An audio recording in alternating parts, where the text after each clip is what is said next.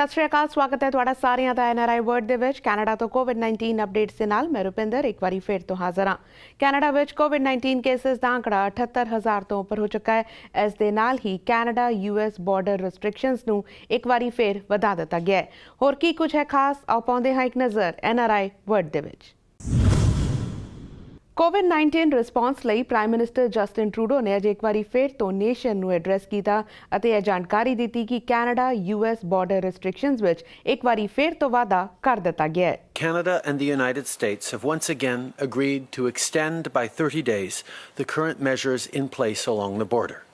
This is an important decision that will keep people in both of our countries safe. ਇਸ ਦੇ ਨਾਲ ਹੀ ਪ੍ਰਧਾਨ ਮੰਤਰੀ ਨੇ ਕਿਹਾ ਕਿ ਕੈਨੇਡਾ ਐਮਰਜੈਂਸੀ ਬਿਜ਼ਨਸ ਅਕਾਊਂਟ ਦੇ ਐਲੀਜੀਬਿਲਿਟੀ ਵਿੱਚ ਵਾਧਾ ਕੀਤਾ ਜਾ ਰਿਹਾ ਹੈ। ਇਸ ਦੇ ਵਿੱਚ ਹੁਣ ਫੈਮਿਲੀ ਓਨਡ ਬਿਜ਼ਨਸ ਤੇ ਕੰਟਰੈਕਟਰ ਫਰਮਸ ਨੂੰ ਵੀ ਸ਼ਾਮਿਲ ਕੀਤਾ ਜਾ ਰਿਹਾ ਹੈ। Today, we're taking another step forward. Today, I can announce that we are expanding the eligibility of the Canada Emergency Business Account.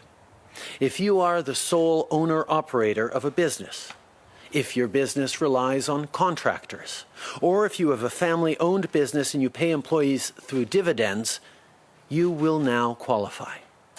For example, for a hair salon owner with stylists who rent chairs, for a local physiotherapist, for an independent gym owner with contracted trainers.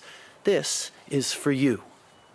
We'll have more details very soon about when you'll be able to apply. ਰੁਕ ਕਰੀਏ Ontario ਦਾ ਤਾਂ Ontario ਵਿੱਚ ਅੱਜ 400 ਤੋਂ ਵੱਧ cases report ਕੀਤੇ ਗਏ ਨੇ। ਇਸ ਦੇ ਨਾਲ ਹੀ ਪ੍ਰੀਮੀਅਰ ਡਗ ਫੋਰਡ ਇੱਕ ਵਾਰੀ ਫਿਰ ਤੋਂ ਮੀਡੀਆ ਦੇ ਰੂਬਰੂ ਹੋਏ ਅਤੇ ਇਹ ਖਾਸ ਜਾਣਕਾਰੀ ਦਿੱਤੀ ਕਿ ਸੂਬੇ ਵਿੱਚ ਸਕੂਲਸ ਹਜੇ ਨਹੀਂ ਖੋਲੇ ਜਾਣਗੇ। ਇਸ ਮੌਕੇ ਐਜੂਕੇਸ਼ਨ ਮਿਨਿਸਟਰ ਸਟੀਵਨ ਲੈਚੇ ਵੀ ਉਹਨਾਂ ਦੇ ਨਾਲ ਮੌਜੂਦ ਸਨ। After careful consideration, after consulting with the health experts, it is clear that we cannot open schools at this time. I'm just not going to risk it. This wasn't an easy decision to make, but it was the right decision. We've made the decision to put our kids' safety first. And at the same time, we have a plan to ensure that our children's education can continue outside of the classroom. At-home learning will continue. All students from grades K to 12 will receive their report cards. We're doing everything possible to make sure our students have the opportunity to graduate this year. And we're working hard to ensure that child care centers will begin to open safely once we get to stage 2 of reopening.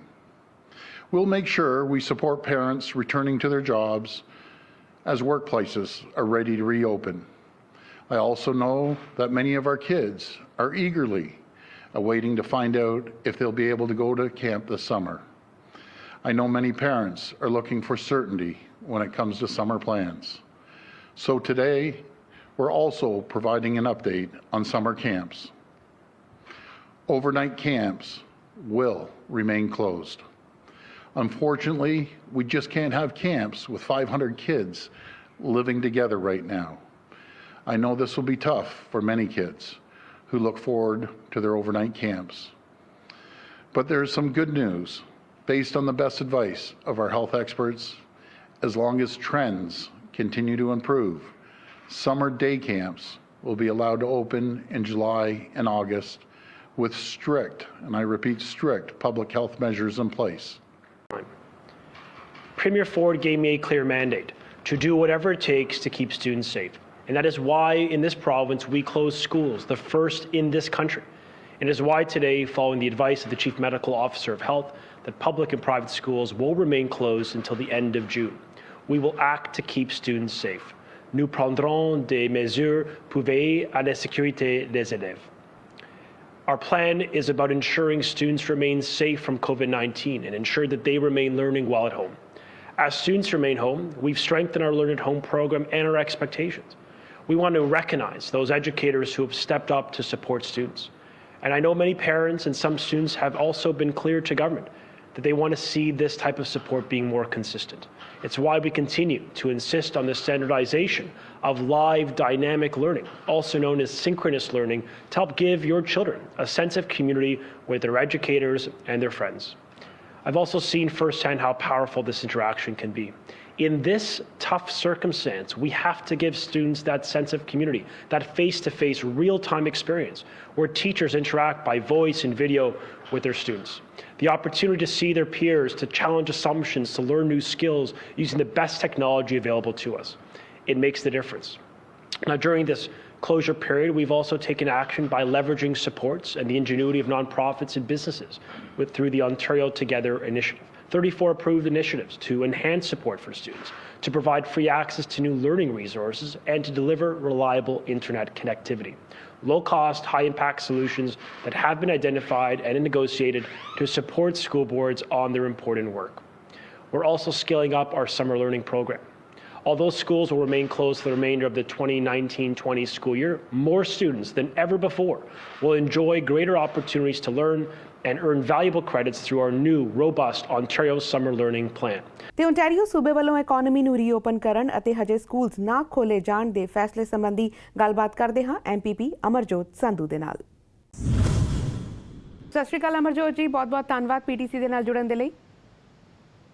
ਸਤਿ ਸ਼੍ਰੀ ਅਕਾਲ ਪਿੰਟਰ, ਸਾਨੂੰ ਤੇ PTC Punjabi ਦੇਖਣ ਵਾਲੇ ਤੁਹਾਡੇ ਸਾਰੇ viewers ਨੂੰ ਪਿਆਰ ਭਰੀ ਸਤਿ ਸ਼੍ਰੀ ਅਕਾਲ ਜੀ। ਤੁਹਾਡੇ ਤੋਂ ਜਾਣਨਾ ਚਾਹਾਂਗੇ, ਜਿਵੇਂ ਅੱਜ ਅਸੀਂ ਦੇਖਿਆ ਕਿ ਸਟੇਜ 1 ਦੇ ਤਹਿਤ ਇਕਨੋਮੀ ਨੂੰ ਰੀਓਪਨ ਕੀਤਾ ਜਾ ਰਿਹਾ, ਕਾਫੀ ਬਿਜ਼ਨਸ ਖੁੱਲੇ ਨੇ ਜਿਨ੍ਹਾਂ ਦੀ ਸਟਰੀਟ ਸਾਈਡ ਓਪਨਿੰਗ ਹੈ, ਉਹ ਰੀਟੇਲ ਸਟੋਰਸ ਵੀ ਖੁੱਲੇ ਨੇ। ਹੁਣ ਇਹ ਚੈੱਕ ਕਿਵੇਂ ਰੱਖਿਆ ਜਾਏਗਾ ਕਿ ਜੋ ਗਾਈਡਲਾਈਨਸ ਇਸ਼ੂ ਕੀਤੀਆਂ ਗਈਆਂ ਨੇ ਉਹ ਗਾਈਡਲਾਈਨਸ ਇਹ ਬਿਜ਼ਨਸ ਫੋਲੋ ਕਰ ਰਹੇ ਨੇ ਜਾਂ ਫਿਰ ਨਹੀਂ?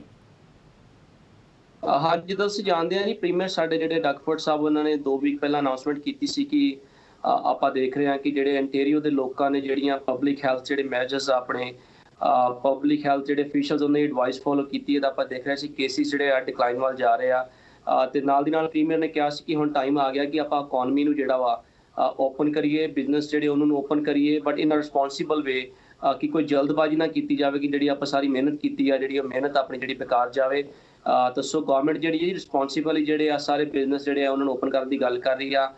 ਤੇ ਨਾਲ ਦੀ ਨਾਲ ਜਿਹੜੇ ਬਿਜ਼ਨਸ ਆ ਉਹਨਾਂ ਨੂੰ ਸਟੇਜਿਸ ਦੇ ਵਿੱਚ ਓਪਨ ਕਰਨ ਦੀ ਗੱਲ ਕੀਤੀ ਗਈ ਜੀ, stage 1, stage 2 and stage 3। So stage 1 ਜਿਹੜੀ ਆ ਜੀ ਉਹਦੀ ਜਿਹੜੀ ਅਨਾਉਂਸਮੈਂਟ ਲਾਸਟ ਵੀਕ ਕੀਤੀ ਸੀ ਪ੍ਰੀਮੀਅਰ ਨੇ ਕਿ ਮੰਡੇ ਤੋਂ ਟੁਡੇ ਔਨਵਰਡਸ ਜਿਹੜੇ ਮੋਸਟਲੀ ਜਿਹੜੇ ਬਿਜ਼ਨਸ ਆ ਅੱਜ ਓਪਨ ਹੋਣਗੇ, ਜਿਨ੍ਹਾਂ ਦੇ ਵਿੱਚ ਆਪਾਂ ਕਹਿ ਲਈ ਕਿ ਜਿਹੜੇ ਸਾਰੀ ਕੰਸਟਰਕਸ਼ਨ ਜਿਹੜੀ ਆ ਜੀ ਉਹਨੂੰ ਜਿਹੜਾ ਵਾ ਰਿਜ਼ਿਊਮ ਕਰ ਦਿੱਤਾ ਗਿਆ ਵਾ। ਰੀਟੇਲ ਸਟੋਰਸ ਆ ਜਿਹੜੇ ਉਹਨਾਂ ਨੂੰ ਓਪਨ ਕਰਨ ਦੀ ਜਿਹੜੀ ਆ ਪਰਮਿਸ਼ਨ ਦਿੱਤੀ ਗਈ ਆ, ਬਟ ਇਹ ਧਿਆਨ 'ਚ ਰੱਖਦੇ ਹੋਏ ਕਿ ਜਿਹੜੇ ਰੀਟੇਲ ਸਟੋਰਸ ਆ ਜਿਹੜੀ ਉਹਨਾਂ ਦੀ ਸਟਰੀਟ ਤੋਂ ਐਂਟਰੈਂਸ ਹੋਵੇ ਤੇ ਸਟ੍ਰਿਕਟ ਜਿਹੜੇ ਪਬਲਿਕ ਹੈਲਥ ਮੈਜਰਸ ਆ ਤੇ ਸੇਫਟੀ ਗਾਈਡਲਾਈਨਸ ਆ ਜਿਹੜੇ ਉਹ ਸਾਰੇ ਜਿਹੜੇ ਸਟੋਰਸ ਆ ਫੋਲੋ ਕਰਨ, ਜਿਹੜੀ ਗਵਰਨਮੈਂਟ ਵੱਲੋਂ ਇੰਸਟਰਕਸ਼ਨਸ ਆ ਰਹੀਆਂ ਫੋਲੋ ਕਰਨ।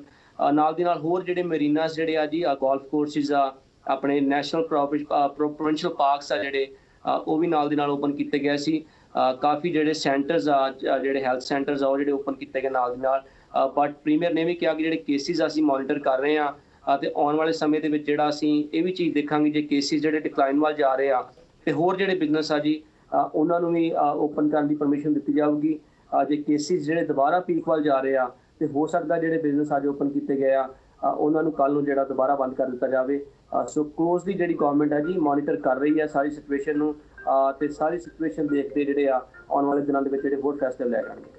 ਜੀ, ਵੀ ਅੰਡਰਸਟੈਂਡ ਕਿ ਸਟੇਜਸ ਵਿੱਚ ਓਪਨਿੰਗ ਹੋ ਰਹੀ ਹੈ ਤੇ ਮੋਨੀਟਰਿੰਗ ਵੀ ਕੀਤੀ ਜਾ ਰਹੀ ਹੈ, ਬਟ ਕੀ ਸਿਟੀਜ਼ ਦੇ ਨਾਲ ਮਿਲ ਕੇ ਜਿਹੜੇ ਬਾਇਲਾਜ਼ ਹੈਗੇ ਨੇ ਉਸ ਨੂੰ ਮੈਂਡੇਟਰੀ ਬਣਾਇਆ ਜਾਏਗਾ ਕਿਉਂਕਿ ਇੱਕ ਚੈੱਕ ਰੱਖਿਆ ਜਾ ਸਕੇ ਵੱਖ-ਵੱਖ ਬਿਜ਼ਨਸ ਤੇ? ਕਿਉਂਕਿ ਜਿਵੇਂ ਅਸੀਂ ਦੇਖਿਆ ਕਿ ਜਦੋਂ ਵੀ ਵੈਦਰ ਠੀਕ ਹੋਇਆ ਤਾਂ ਵੱਡੀ ਤਾਦਾਦ ਵਿੱਚ ਲੋਕ ਆਪਣੇ ਘਰਾਂ ਤੋਂ ਬਾਹਰ ਨਿਕਲ ਆਏ ਸੀਗੇ ਤੇ ਲੋਕ ਗਾਈਡਲਾਈਨਸ ਫੋਲੋ ਕਰ ਰਹੇ ਨੇ, ਰੂਲਸ ਫੋਲੋ ਕਰ ਰਹੇ ਨੇ ਜਾਂ ਨਹੀਂ, ਕਿ ਇਸ ਦੇ ਲਈ ਸਿਟੀਜ਼ ਦੇ ਨਾਲ ਮਿਲ ਕੇ ਜਿਹੜੇ ਬਾਇਲਾਜ਼ ਹੈਗੇ ਨੇ ਉਸ ਨੂੰ ਸਟ੍ਰਿਕਟ ਕੀਤੇ ਜਾਣਗੇ? ਡੈਫੀਨੇਟਲੀ ਤੁਹਾਡਾ ਬਹੁਤ ਵਧੀਆ ਕੁਐਸਚਨ ਆ। ਆਪਾਂ ਜਾਣਦੇ ਕਿ ਜਦੋਂ ਵੀ ਜਿਹੜੀਆਂ ਕਹਿ ਲਓ ਕਿ ਲੀਨੀਅੰਸੀ ਥੋੜੀ ਗਵਰਨਮੈਂਟ ਦਿੰਦੀ ਆ, ਲੋਕ ਜਿਹੜੇ ਅੱਜ ਕੱਲ੍ਹ ਵੈਦਰ ਵੀ ਆਪਾਂ ਦੇਖ ਰਹੇ ਹਾਂ ਕਿ ਗਰਮੀ ਦਾ ਵੈਦਰ ਆ, ਲੋਕ ਥੋੜੇ ਘਰਾਂ ਦੇ ਵਿੱਚੋਂ ਵੈਸੇ ਵੀ ਜ਼ਿਆਦਾ ਬਾਹਰ ਨਿਕਲਦੇ ਆ।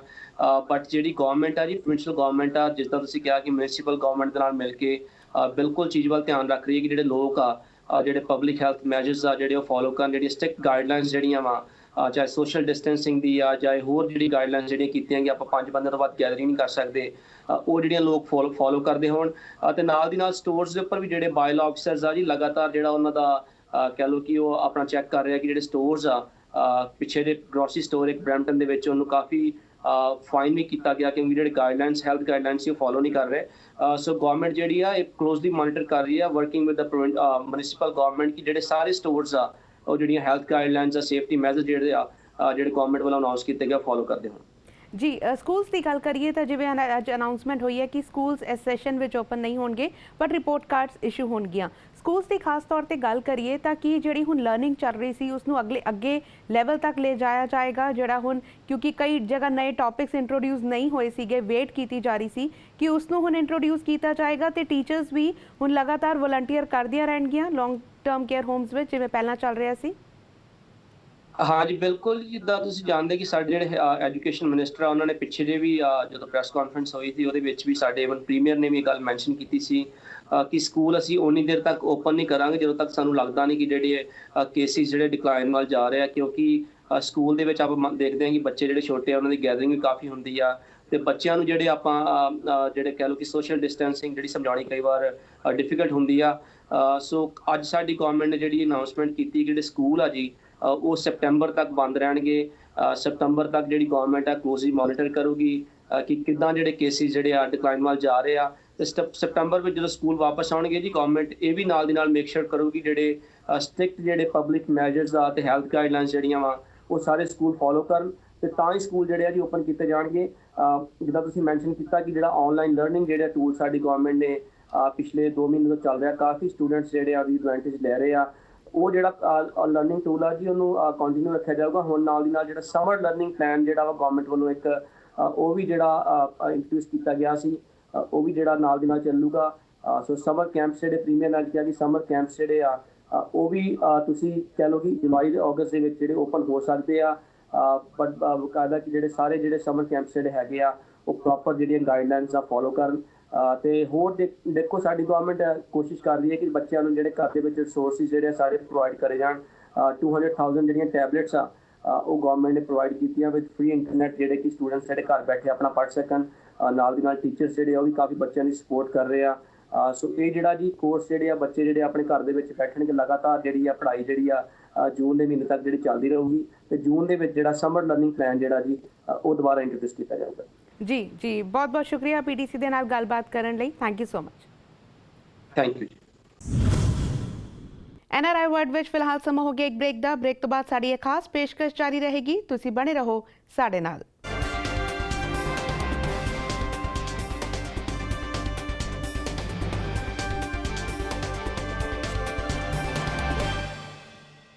ਬ੍ਰੇਕ ਤੋਂ ਬਾਅਦ ਇੱਕ ਵਾਰੀ ਫਿਰ ਤੋਂ ਤੁਹਾਡਾ ਸਵਾਗਤ ਹੈ। ਬੀਤੇ ਦਿਨੀ ਫੈਡਰਲ ਸਰਕਾਰ ਵੱਲੋਂ ਐਲਾਨ ਕੀਤਾ ਗਿਆ ਸੀ ਕਿ ਸੀਨੀਅਰਸ ਲਈ ਬੈਨੀਫਿਟ ਵਧਾਏ ਜਾ ਰਹੇ ਨੇ। ਇਸ ਦੇ ਨਾਲ ਹੀ ਇਹ ਵੀ ਐਲਾਨ ਕੀਤਾ ਗਿਆ ਕਿ ਇਸ ਮਹੀਨੇ ਕੈਨੇਡਾ ਚਾਈਲਡ ਕੇਅਰ ਬੈਨੀਫਿਟ ਵਿੱਚ ਵਾਧਾ ਕੀਤਾ ਜਾਏਗਾ।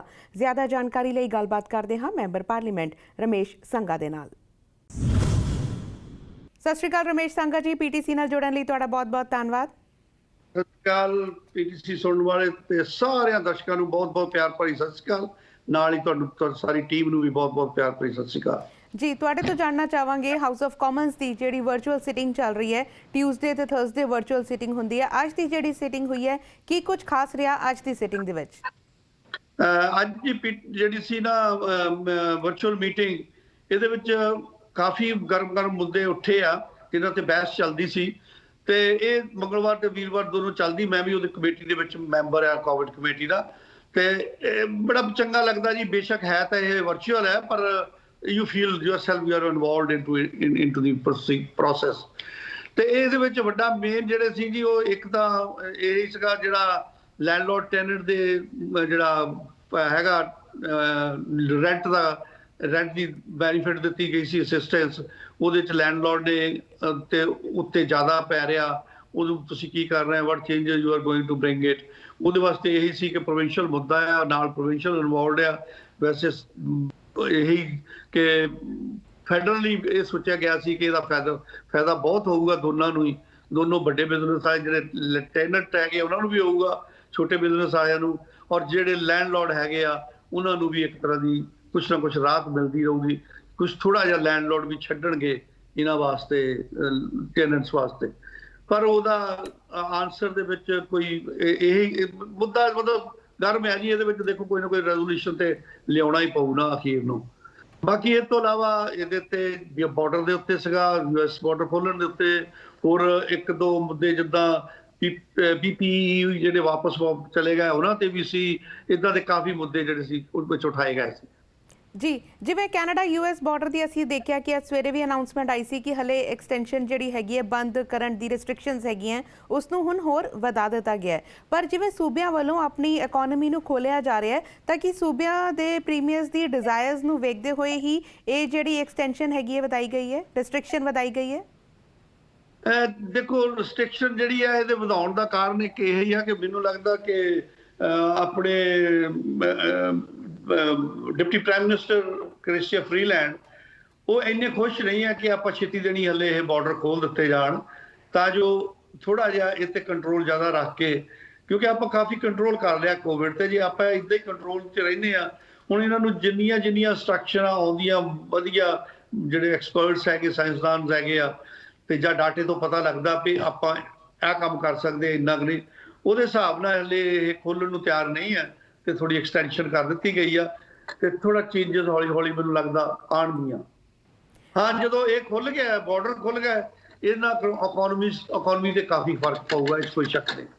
ਜੀ ਬੀਤੇ ਦਿਨੀ ਜਿਵੇਂ ਅਸੀਂ ਦੇਖਿਆ ਸੀ ਕਿ ਕੈਨੇਡਾ ਚਾਈਲਡ ਕੇਅਰ ਜਿਹੜਾ ਬੈਨੀਫਿਟ ਹੈਗਾ ਉਹ ਇਸ ਮਹੀਨੇ ਵਧਾਇਆ ਜਾ ਰਿਹਾ ਹੈ, ਪਰ ਚਾਈਲਡ $300 ਮਿਲਣਗੇ, ਪਰ ਜੁਲਾਈ ਵਿੱਚ ਆਲਰੇਡੀ ਐਕਸਟੈਂਡ ਹੋਣਾ ਸੀਗਾ ਕਿਉਂਕਿ ਸਮਰਸ ਵਿੱਚ ਅਸੀਂ ਦੇਖਿਆ ਕਿ ਪਿਛਲੇ 3 ਸਾਲ ਤੋਂ ਲਗਾਤਾਰ ਵਾਧਾ ਹੁੰਦਾ ਆ ਰਿਹਾ ਹੈ ਤੇ ਉਹ ਜਿਹੜਾ ਵਾਧਾ ਹੈਗਾ ਉਹ ਉਸੇ ਤਰ੍ਹਾਂ ਹੋਏਗਾ, ਉਸ ਤੇ ਤਾਂ ਕੋਈ ਅਸਰ ਨਹੀਂ ਪਏਗਾ ਇਹਦਾ? ਨਹੀਂ ਜੀ, ਉਹ ਉਸੇ ਤਰ੍ਹਾਂ ਹੀ ਰਹੂਗਾ, ਜਿਹੜਾ ਪਹਿਲਾ ਚਾਈਲਡ ਸਪੋਰਟ ਹੈ ਉਹਦੇ ਵਿੱਚ ਕੋਈ ਫਰਕ ਨਹੀਂ ਪਊਗਾ। ਇਹ ਇੱਕ ਨਵੀਂ $300 ਦੀ ਨਵੀਂ ਦਿੱਤੀ ਆ ਇੱਕ ਇੰਸਟਾਲਮੈਂਟ ਜਿਹੜੀ ਕਿ ਜਿਹਦੇ ਨਾਲ ਇਨਕਰੀਜ਼ ਹੋ ਜਾਊਗਾ ਤੇ ਇਹ ਜੁਲਾਈ 20 ਤੋਂ ਸ਼ੁਰੂ ਹੋਣੀ ਆ 2020 ਤੋਂ ਤੇ ਇਹਦੇ ਵਿੱਚ ਜਿਹੜਾ ਟੈਕਸ ਫਾਈਲਿੰਗ ਡੇਟਸ ਹੈਗੀਆਂ ਉਹ ਵੀ ਐਕਸਟੈਂਡ ਕਰ ਦਿੱਤੀਆਂ ਗਈਆਂ। ਪਹਿਲਾਂ ਇਹ ਐਕਸਟੈਂਡ ਜੂਨ 1 ਤੱਕ ਹੁੰਦੀ ਸੀ, ਤੁਸੀਂ 1 ਜੂਨ ਨੂੰ ਫਾਈਲ ਕਰਨੀ ਆ ਤੇ ਹੁਣ ਤੁਹਾਡੀ ਜਿਹੜੀ ਆ ਇਹ ਸਤੰਬਰ ਹੋ ਗਈ। ਸਤੰਬਰ ਤੱਕ ਵੀ ਤੁਸੀਂ ਆਪਣਾ ਫਾਈਲ ਕਰ ਸਕਦੇ। ਇੱਕ ਹੋਰ ਵੀ ਬੜਾ ਫਾਇਦਾ ਕਿ ਤੁਸੀਂ ਰੈਵਨਿਊ ਕੈਨੇਡਾ ਤੁਹਾਨੂੰ ਵਰਚੁਅਲ ਟੈਕਸ ਫਾਈਲਿੰਗ ਦੀ ਹੈਲਪ ਕਰੂਗਾ, ਨਾਲ ਹੋ ਕੇ ਮਤਲਬ ਵਰਚੁਅਲੀ ਤੁਸੀਂ ਉੱਤੇ ਕਰ ਸਕਦੇ ਹੋ। ਜੀ ਬੀਤੇ ਦਿਨੀ ਜਿਹੜਾ ਸੀਨੀਅਰਸ ਲਈ ਖਾਸ ਤੌਰ ਤੇ ਇੱਕ ਬੈਨੀਫਿਟ ਐਲਾਨਿਆ ਗਿਆ ਸੀ ਕਿ ਸੀਨੀਅਰਸ ਨੂੰ ਹੁਣ 1 ਟਾਈਮ ਪੇਮੈਂਟ ਮਿਲੇਗੀ, 올ਡ ਏਜ ਸਿਕਿਉਰਿਟੀ ਵਿੱਚ ਵਾਅਦਾ ਕੀਤਾ ਗਿਆ ਸੀ, ਪਰ ਕੈਂਪੇਨ ਟਾਈਮ ਅਸੀਂ ਦੇਖਿਆ ਸੀ ਕਿ ਉਦੋਂ ਐਲਾਨਿਆ ਗਿਆ ਸੀ ਕਿ ਸੀਨੀਅਰਸ ਦੀ 올ਡ ਏਜ ਸਿਕਿਉਰਿਟੀ ਵਧਾਈ ਜਾਏਗੀ, ਉਹਦੇ ਸੰਬੰਧੀ ਕੋਈ ਐਲਾਨ ਨਹੀਂ ਕੀਤਾ ਗਿਆ ਤੇ ਇਹ ਸਿਰਫ ਇੱਕ 1 ਟਾਈਮ ਪੇਮੈਂਟ ਹੈਗੀ ਹੈ। ਇਸ ਤੋਂ ਬਾਅਦ ਸੀਨੀਅਰਸ ਨੂੰ ਜਿਹੜੀਆਂ ਦਿੱਕਤਾਂ ਆ ਰਹੀਆਂ ਉਹ ਕਿਸ ਤਰ੍ਹਾਂ ਆਪਣੀਆਂ ਪੂਰੀਆਂ ਕਰਨਗੇ? ਦੇਖੋ ਸੀਨੀਅਰ ਜਿਹੜੇ ਨਾ ਇੱਕ ਸਾਡੇ ਲਈ ਵੈਲਿਊਏਬਲ ਅਸੈਟ ਆ ਸਾਡਾ ਇਹ ਕੈਨੇਡਾ ਦਾ, ਤੇ ਇਹਦੇ ਵਿੱਚ ਸੀਨੀਅਰ ਦਾ ਧਿਆਨ ਰੱਖਣਾ ਬਹੁਤ ਜ਼ਰੂਰੀ ਹੈ।